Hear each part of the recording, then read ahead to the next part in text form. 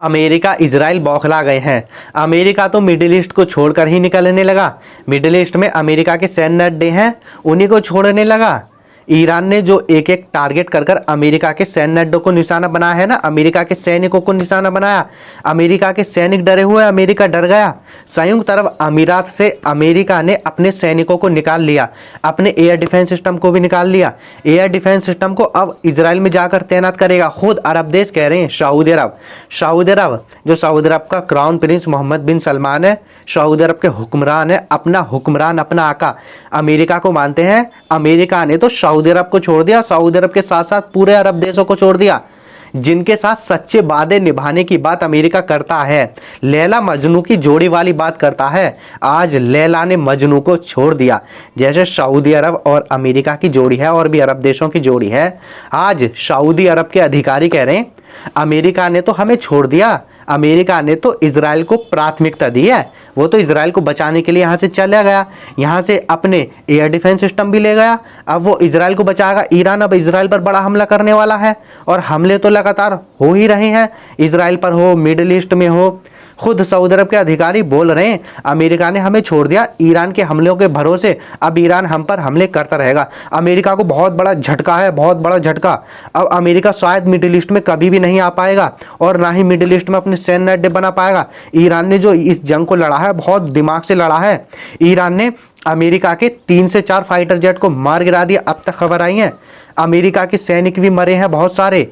Iran ने जो जंग लड़ी है ना अमेरिका के साथ, सबसे पहले तो अमेरिका के सैन्य अड्डों को निशाना बनाया, रडार को निशाना बनाया, हर उस चीज़ को निशाना बनाया। अगर बाद में जंग चलेगी तो यहीं से तो होगी, यहीं से तो अमेरिका हमले करेगा। सबसे पहले इन्हीं को नष्ट करो, इन्हीं को ख़त्म कर दो।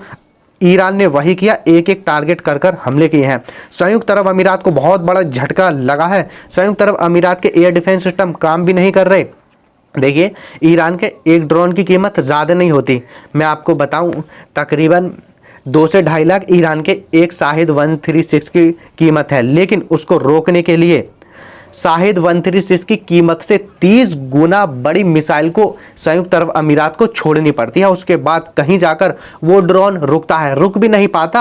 आपने देखा होगा कैसे लगातार हमले हो रहे हैं। अमेरिका तो अब तो छोड़कर भाग गया है। अमेरिका को बहुत बड़ा झटका लगा है, ईरान ने दिया है। खैर ऐसी बात नहीं है, ईरान को भी नुकसान हो रहा। अमेरिका इजराइल मिलकर ईरान के अस्पतालों पर हमले कर रहे हैं और उस जगह हमले कर रहे हैं अमेरिका इजराइल मिलकर जहाँ पर लोग रहते हैं। खैर बिल्कुल अभी ताज़ा खबर सामने आई है।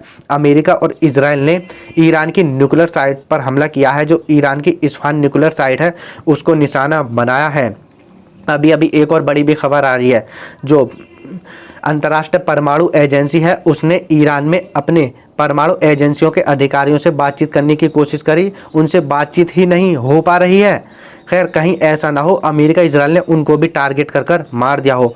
खैर जो भी कुछ हो रहा है आप सब मिडिल ईस्ट में देख रहे हैं। अमेरिका को बहुत बड़ा झटका लगा है। डोनाल्ड ट्रंप अब सामने नहीं आ रहा, अब धमकी नहीं दे रहा। डोनाल्ड ट्रंप बड़ा उछल रहा था, अपनी सेना को, अपने युद्धपोतों को बता रहा था, युद्धपोत को भी बहाकर ले गया।